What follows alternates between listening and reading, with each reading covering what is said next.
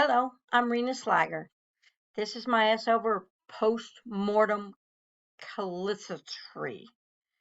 Anyway, I'm in MRTS 1225. I hope you enjoyed as much as I did. It was very intriguing. The human body is a very complicated piece of machinery. It takes all these systems, you got to mesh them together just like a car. You got to keep the air in the tires, you got to check the oil. Well, you basically have to do that with the human body too. But the human body is also very complicated when death happens, or in this case, somatic death happens, which is the big three. One of them quits on you're dead. It happens.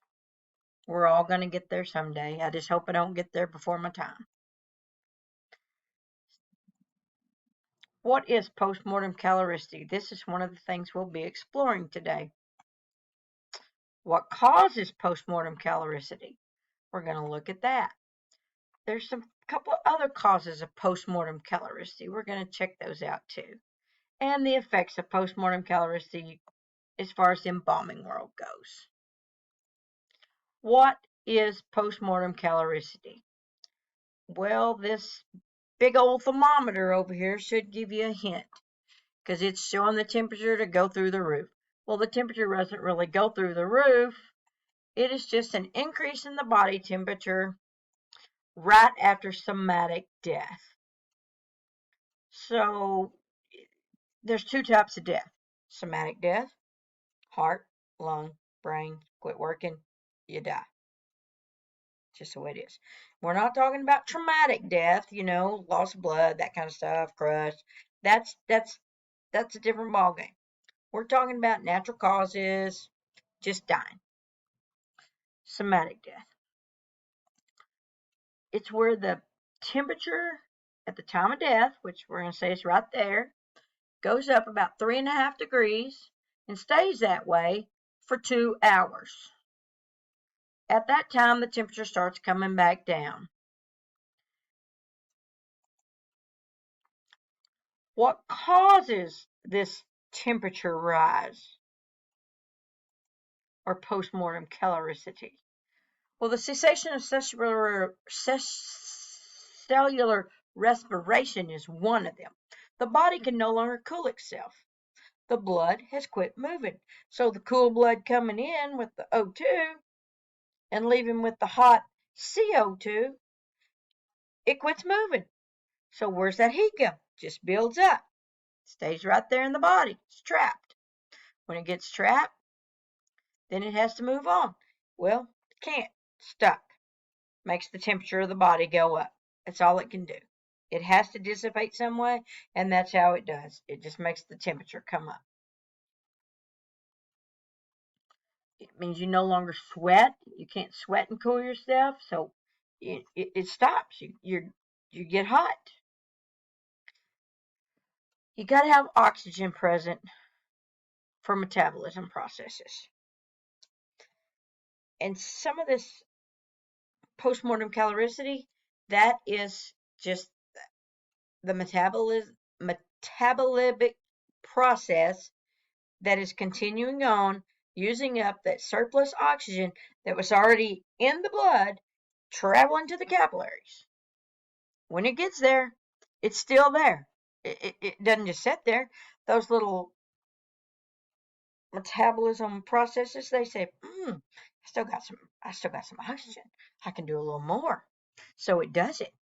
And it converts your own over and does it. Whenever it does that, down here in these capillary beds, well, it gives off heat.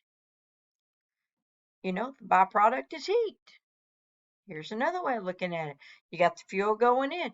It's the catabolic phase of metabolism is where this heat's given off, or the energy.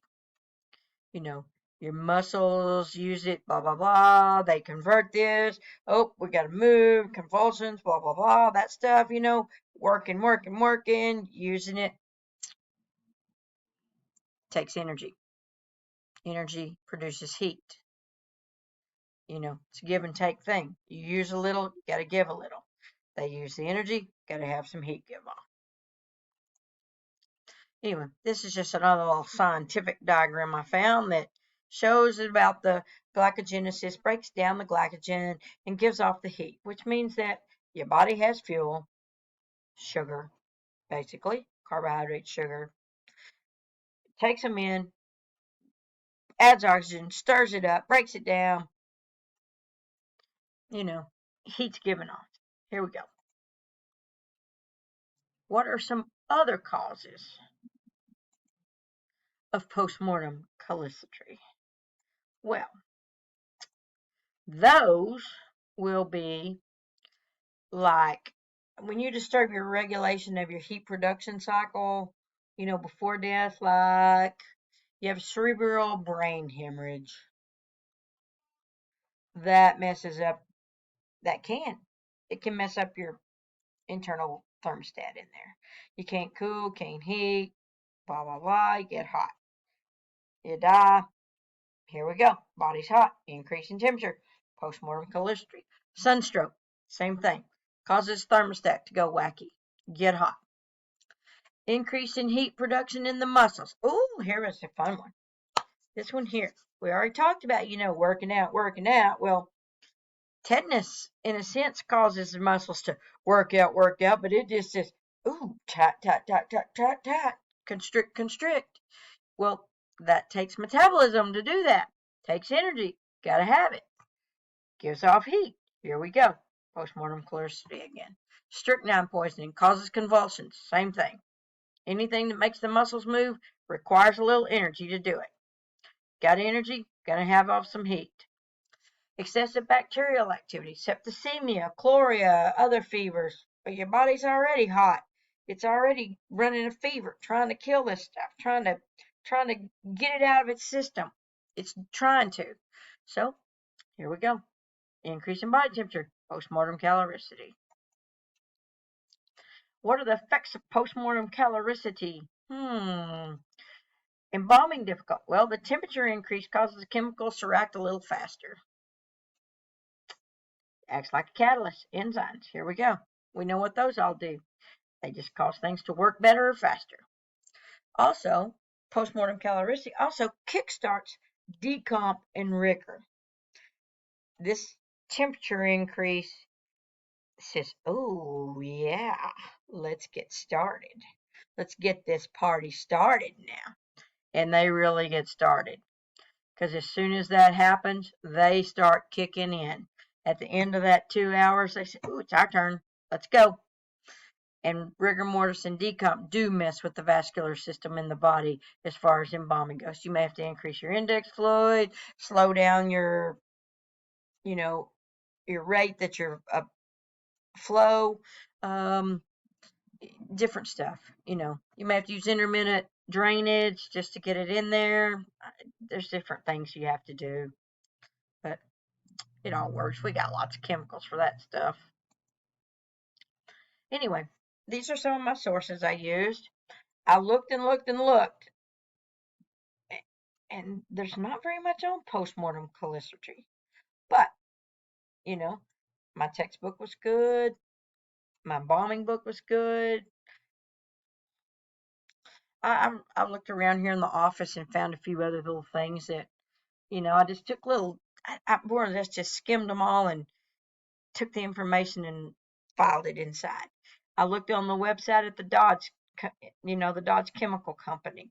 They have a lot of information on that website. My funeral director, he was also very good. He's just a plethora of knowledge. So he told me some stuff, little stuff, and told me stories, but he always gets on a tangent about something else. And here we go. But it's fun to listen to. Anyway, that concludes my deal on postmortem caloricity. Thank you. The end.